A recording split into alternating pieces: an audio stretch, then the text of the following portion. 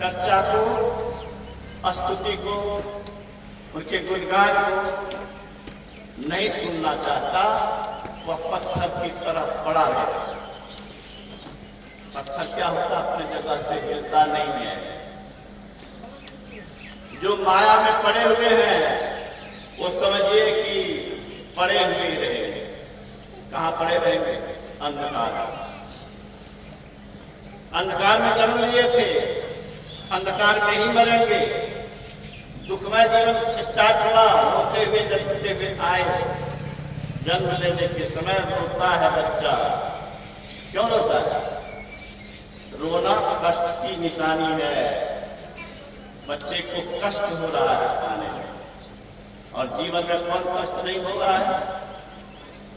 कौन ने हजारों बार रोया है, छटपटाया है? रोना चाहते हो? जिंदगी भर रोना ही चाहते हो क्या? रोने से छुटकारा दिलाने का अगर कोई रास्ता बताता है तो ये सत्संग बताता है। सत्संग बताता है कि संसार की चीजों से प्रेम न करो। अभी आप सुन रहे थे, हम लोग वैदिक धर्मावलंबी हैं। वेद भगवान क्या उपदेश करते हैं? ईश्वर ने जीवों के कष्ट के निवारण हेतु संतों के मस्तिष्क में वह ज्ञान दिया, जिस ज्ञान को अमल में ला करके मनुष्य सारे दुखों से छूट करके ब्रह्मानंद पा सकता है, अक्षय आनंद पा सकता है। ज्ञानी लोग, बुद्धिमान लोग क्षणिक सुख नहीं चाहते। गुरु महाराज ने क्या कहा? हर हो भव दुख, देहो अमर सुख, सर्वदाता समर्थ। ऐसा सुख चाहिए दुख में बदलने वाला। दुख में बदलने वाला सुख भ्रामक है, धोखा है। वह सुख सुख नहीं है जो दुख में बदल रहा है। वह मित्र नहीं है जो कल शत्रुता हमारा करे। वह छलिया है। ये संसार के सारे सुख क्या है? बोलिए, धोखेबाज है। आपको फंसा के रखता है, ललचा के रखता है और दुर्दशा कराते रहता है। इन दुखों से बचने के लिए वेद भगवान ने क्या उपदेश किया? ईश्वर का तत्व ज्ञान प्राप्त करने के लिए पहले बुद्धि योग। ईश्वर ने स्वयं प्रेरित करके ऋषि महर्षि के मस्तिष्क में वह ज्ञान दिया जिससे मनुष्य मात्र का कल्याण हो सके, जीव का कल्याण हो सके। सत्संग की यह महिमा है कि कबीर साहब को पत्थर से बांध करके नाव में डुबा दिया गया, गंगा में डुबा दिया गया, लेकिन तैरते हुए फिर से निकल गए। हाथी से कुचलवाने की कोशिश की गई, उसको मदहोश करा करके, लेकिन वह आकर के उसको नमन किया। बहुत प्रकार के कष्ट दिए गए, लेकिन वो उसका कुछ बिगड़ा नहीं, मुस्कुराते रहे और सारी दिन बाधाओं को पार करते रहे। मनुष्य होकर के मनुष्य ईश्वरीय शक्ति प्राप्त कर सकता है। इस युग में महर्षि में ही परमहंस जी महाराज ने भी दिखा दिया। जहां तक मेरी आवाज जा रही है, आप सुनिए।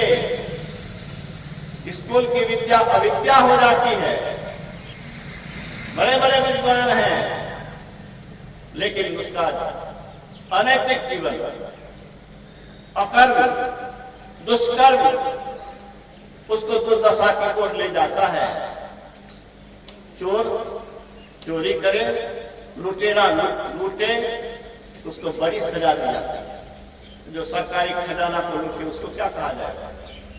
वो तो बड़े बड़े विद्वान हैं, बहुत पढ़े लिखे हैं, बड़े पदाधिकारी हैं, फिर वो अनैतिक कर्म क्यों करते हैं? अनैतिक कर्म इसलिए करते हैं कि ईश्वरीय ज्ञान उनको नहीं है और शाश्वत सुख के विषय में जानता ही नहीं है। वह क्षणिक सुख में भटका हुआ है। तो गुरु महाराज ने कहा, सत्संग के बिना विद्या अविद्या बनेगी। आध्यात्मिक विद्या सर्वश्रेष्ठ विद्या। आध्यात्मिक विद्या का मतलब आत्मा का ज्ञान। स्कूल में क्या पढ़ते हो? धरती का, आकाश का, चीजों का ज्ञान। चीजों का ज्ञान, चीज सड़ने वाली है, मिटने वाली है। सड़ने वाली और मिटने वाली चीज का ज्ञान तो पाया, लेकिन इसको चलाने वाला जो आत्मा है उसका ज्ञान नहीं पाया तो क्या पाया? सब कुछ हासिल कर लो, तत्वदर्शी कहते हैं सब कुछ हासिल कर लो, लेकिन अपने स्वयं को भुला दिया, स्वयं को खो दिया, तो उसको पाने का क्या बात?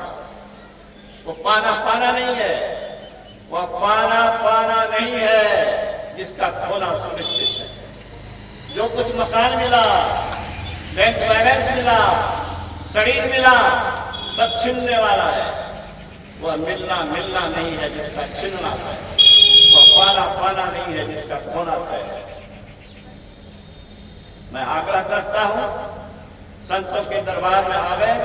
संत सृष्टि के प्राण हैं। संतों के ज्ञान को जो नहीं सुना, भगवान शिव की आराधना लोग करते हैं।